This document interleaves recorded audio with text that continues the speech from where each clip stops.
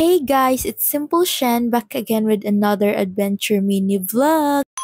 For today's vlog ay pupunta kami sa Balance Paradise. Nagpagas muna kami kasi medyo malayo ang destination namin ngayon. Habang papunta pa lang kami, nakaka-amaze na kasi maganda ang paligid at napaka-relaxing pa. After 30 minutes ng biyahe namin, finally nandito na kami sa Balance Paradise. By the way, Balance Paradise is located in Carahan, Lombok, Dolman. So what are you waiting for? Come and visit na! Promise ko sa inyo guys, hindi nyo talaga pagsisihan pag pumunta kayo dito. Kahit saang banda, napakaganda. Napaka-instagrammable. Kung gusto nyong maging Darna guys, pumunta kayo dito.